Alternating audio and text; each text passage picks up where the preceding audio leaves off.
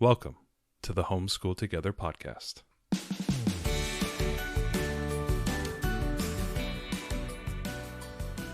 Where one working mom and a stay-at-home dad help you navigate the nuts and bolts of the growing and dynamic world of homeschooling. With a focus on early learners, like me. All the ins and outs of building and maintaining your homeschool life. Homeschool. Find out tips and tricks to make things like this easier. I'm reading. And ultimately, enjoy educating your kids. And what's that last thing? Have fun together. Did I do good, Daddy? Yeah, you did, sweetie. Good job. Hello and welcome to Homeschool Together. We're going to continue with our math curriculum reviews, and today we are with Math Mammoth. This is our second episode of our curriculum week, our math curriculum week. And as we said in our last episode, we had several creators send us their curriculums for our fair and honest review. We really appreciate that because we know that so many families are trying to pick curriculum at this time of year before school starts. We requested kinder and grade 1 curriculums for some. Math Mammoth is one. Yeah, Math Mammoth is a first grade curriculum with a kinder review or assessment before Right, there's not actually a kinder curriculum. So if you are looking for a slightly older elementary learner, then you might look on the website and see how it compares to what we say today and see how that extrapolates. Absolutely. So Math Mammoth. So really nice. Straight out of the bat, you get 4 workbooks. 2 workbooks, basically they call them work texts. So there's an A and a B. And then you also get a workbook for your tests and then your cumulative reviews. So the A and B, are those meant to be sequential? It's like first Yes. semester, second semester type of thing? Absolutely, yeah. And then there's an answer key as well. So if you are looking to check answers, they provide that as well. So the A and the B, it's broken up into basically half a year, total of 8 chapters through both books. So not 8 and 8, it's just 8 total, so you get 4 and 4. I believe it's 4 and 4. I don't think they broke it up oddly. Really meant to be going through the entire school year. So if you can imagine starting September, ending in May, that is kind of the cadence that you'll be doing through this. So one chapter you can imagine is going to last you about maybe a month and a half, 2 months. Okay. So pretty straightforward if we all look back and remember our public school days. If you were in public school, you imagine going through lesson, and then you finish your chapter, and then you have a test or an assessment. And that is very traditional. This is a very more traditional school. Like if you can, expect like a textbook or things of that nature, it's really mimicking that style. So if you're more comfortable with that, or if your learner's more comfortable with that, that may be a good thing here.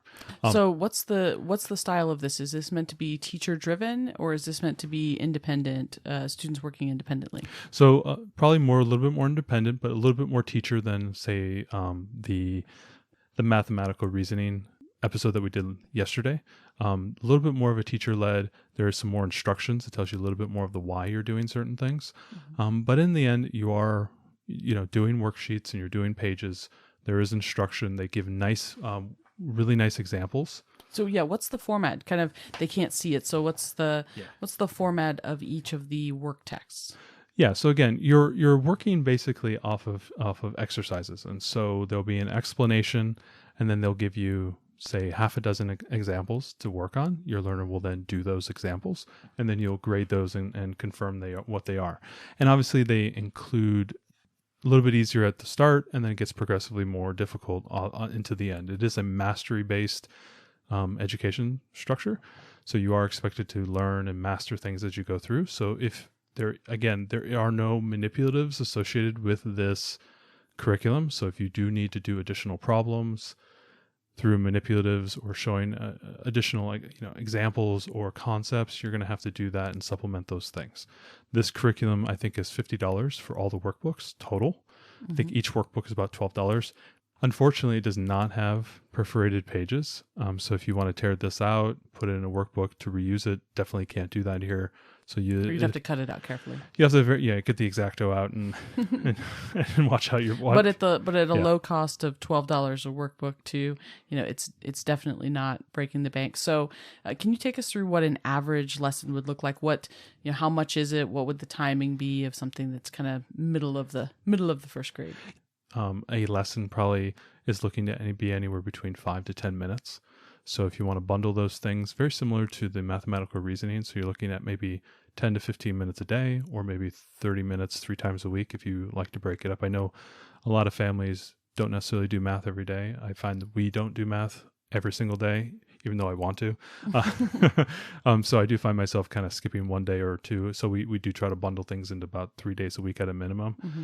You may spend about 30 minutes, maybe 20 to 30 minutes to do that. Maybe if you have a little bit more advanced learner, maybe a little bit shorter.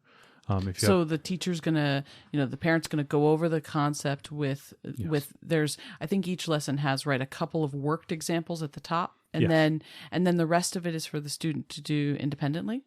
Correct. Yeah. So like, for example, there's a chapter here, chapter 2, subtraction within 0 to 10. There's a nice write-up at the beginning of the chapter, about a whole page, maybe 2 pages, a little breakout on what you'll be learning through the section. So if you, as an educator, want to familiarize yourself there, they also have some nice web links for additional learning and additional resources.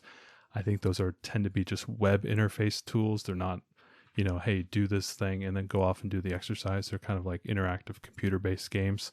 And those tend to be about 1 to 2 pages long. So there's a lot of links, maybe 15 to 20 additional resources. So a parent could go to the beginning of the lesson or Absolutely. chapter and say, hey, chapter 2, we're doing this. Yeah. Here's all the why, and here's all of the resources that might help reinforce those concepts before you start actually working pages. Absolutely. Yeah. And then what happens is at the start of you could think there's lessons within the chapter. And remember, these chapters are going to take you about 2 hours, 2 months or so to do. So you're not trying to race through them.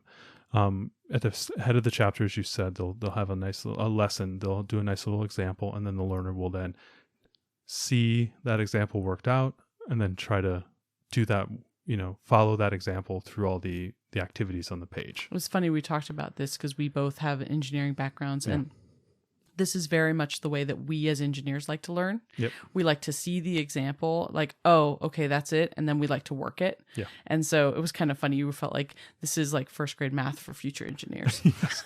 I did feel this was more, if you have a learner that is more, I think we'll talk a little bit later, but it is not a very visually based learning, there's not a lot of color pictures. It definitely, if you've got it seems like for kids that are real strong in math, yes, this would click. This will click. I mean, if you're trying to, if you have a STEM focused type of learner, this may be a good curriculum for them. Right. I know it's hard to identify STEM focused in math. But kids that like math comes easier to, and math exactly. comes more difficult. Like Everyone our daughter has their strengths, and our daughter has math comes, a little bit quicker than say reading. I feel like she would do well with this, although I think she would struggle a little bit with like just the workbook, the workbook nature. She does like to touch and do and manipulate, but I feel with the examples that you have here, a lot of the examples are visual based, and then you can then extract that out and maybe do something on the table with your learner. But that would be you adding something that's not specified here. So you're going to do these chapters, you do the lessons, and then how often are you testing with the test book? So the tests, I think, are at the end of every chapter. Okay. There may be. So you're not doing it all the time. It's like every couple of months when you finish. No, they do basically a chapter test, and just to understand that the chapter test is a 1-pager, and I'm looking at like say chapter 1 test right now. It's 5 problems. They do expect you to be able to, do a little bit of reading, but it's not heavy on there. There are word problems. So if you have a learner that's a little bit of a reluctant reader, you may have to do the word problems with them so that they can then execute the math. So that is something you may want to be aware of. But this was a first grade curriculum. So if you have a kindergartner, it's a little bit of ahead. If you're trying to get them into maybe a first grade math curriculum, you may have a little bit concern with the reading aspect of some of the problems. And if they're not reading, obviously they're not being able to know the instructions. So you'll have to be there to instruct them. But it is for the testing part. For the testing part of things. Yeah. So you may want to be there with them, but I think from the standpoint of the test, they are fairly self-explanatory of like, what is this test looking for, like 6 + 2, what is the answer, right? Right. The learner does not need a lot of instruction for those type of things. So anyway, so you have the cumulative tests, and they also have the answer keys for, I think, all your problems and all your tests. So it does not require you to solve the very, very difficult math problems. Well, I mean, you say that, and it's funny because it's first grade. But also, I imagine if you have especially a mom or dad who's got several children, you don't have time for it. You don't have time to just like even simple math problems. You're like, oh, I just don't have time to work all this. Even word problems, it can be a little difficult. So yeah, like why would I do a word problem on purpose? And we all remember we did not like doing word problems. So let's sum up this by talking about who is this for? Who would you recommend that this is well suited for? So two things. First, if you have an independent learner who likes to just do workbooks and they're very keen on that, I really think this would be a good curriculum for you. Like you want somebody to like get in and get it done. Yeah, definitely a get it in, get it done type of kid. I think we've interviewed a lot of parents in our Homeschool Journeys podcast, and we hear a lot of times they'll have these kids that are just like race ahead, do my whole math in a half hour, and they're done with it. Yeah, like I don't need to take an hour to do this. Just let me do it and be done. Exactly. And then also, any families who are concerned about testing, is it, not all of us are unschoolers, and like the skill of testing. The skill of testing. Yeah, I think some people have concerns about testing, not just standardized testing, but testing is a muscle, and not everybody is adapt to that, right? Because timed testing can be very anxiety driven. Mm-hmm. Some people may not test well under those type of circumstances. I think we've realized that over the last couple decades, and have been given learners the ability to take untimed tests, which is a great thing. But just the act of testing and regurgitating your mastery of a subject is a muscle that is helpful, especially when you're in an environment where you need to have recall. If you have concerns around those type of things, this is a good curriculum for that, because it does supply you the act of testing, especially at a first grade level. Yeah. You're doing a test. Now, as I said, it's not a long test, 1 page, 5 questions. Sometimes the questions may have like multiple pieces, like you may do multiple addition problems in one set, and that would be one question. So it might be like 10 simple addition problems, and that'd be the one block of test. But in the end, it is helping your learner learn that skill of testing. So if you do have that concern, that it does have. So maybe if you plan that, you're thinking you're going to do this for a COVID year, but you might go back to public school and you're concerned about that might be a good fit for your family. Absolutely. It does feel like a complete math curriculum from the standpoint of, you flip through it. I looked at all the pages. I walked through a lot of the lessons. It feels complete. Like, this feels like something that would get you from A to B at the beginning and the end of the year. Without need for supplement. Yes, exactly. I don't feel you would need to get additional materials, maybe other than manipulatives. Other than that, just to help like reinforce some concepts. Exactly. Yeah. If you have a learner who's struggling on a certain topic or something that you need to do a little bit of additional learning on that, this does feel complete. So from the standpoint of the anxiety of, is this enough? It does feel like it's enough. Mm-hmm. So it feels like you will hit all the key points. You'll hit all the Common Core curriculum requirements. And, at the end of this curriculum, your student will be, quote unquote, first grade, on grade level. On grade level. So, you'll have that. Also, a price conscious, $50 for an entire math curriculum for 1 year is not a bad price. No. And I believe this is also offered as a digital version. So for those families who are, I think it's $10 cheaper. So if you're not only price conscious, but you have several children that you're going to work through this, you could get this as a digital version. So that's always a really helpful option, especially and for all of those of you who have been asking lately about printing curriculum and how you print, definitely check into your local libraries because you can often get free allotments of printing per week per library card. We get like 70 black and white pages a week. So just a note for those of you who do choose a digital version of any of these curriculums that, you can look into some free printing at your local library. Absolutely. Yeah. The cost conscious concerns are, I think, well supported here. If you're looking for that. Also, this curriculum, I think, benefits people who like to practice things. There's a lot of problems in this book. It seemed you're going to get more of the exercise of doing the math. If you always remember getting assigned 50 problems in your math, your math class in high school, that muscle of learning and the experience of doing problems, it does feel like you get that here, but without it being too much. So, at this level, I don't think it was too much. Also, if you have multiple children who you don't have time to give a high touch, this is, again, another good curriculum for that. So if you have a lot of kids, this is a good thing for somebody to go off and do. Independent learner, you can complete the math homework. You do a quick check on the answers, and you're done. And there's also lots of videos that are offered on the Math Mammoth site to go with many of the topics covered. Now, I don't believe every topic has a video, but I think there are a lot. So if you don't have time to be high touch, but your student's really good with video lessons too, there is that component as well to this. Absolutely. That's a great point. Also, potentially for families who might return back to school, and you don't want to, if you feel the fear of missing out or getting behind, you will not have that here. So you will. This is all Common Core aligned, so absolutely. You can really, know and be confident in what you're doing. Well, and going back to your digital curriculums, if you're from overseas and shipping costs are a lot as well, the digital Definitely. option I think is a great option for you as well. You can print it locally. Do keep that in mind as well for the cost-conscious families. Who is this not for? Again, this is not a kinesthetic learner-driven, manipulative, focused math program. So definitely not that. So if you do find that your learner gravitates to that or needs that in their learning environment, it's definitely not for those type of kids. Now, I don't think they couldn't do this math curriculum. I do feel you'd have to add a lot more, and it may require you to invest a little bit more time. Also, kids who likes to approach things from multiple angles, definitely not that. I mean, within each lesson, they do approach things from different angles, but from the standpoint of actually seeing, experiencing, creating activities on the fly, playing with physical things, approaching different concepts from different, avenues of, like, say, balance beam, abacus, things of that nature, calculator, definitely not there for this curriculum. Also, kids who need to have a high touch, so they want that validation of the mentor being there, may not be a great thing for them because they're just meant to do the activity and meant to be kind of doing a lot the of plug and workbook. chug. Yeah, plug and chuggy type of thing.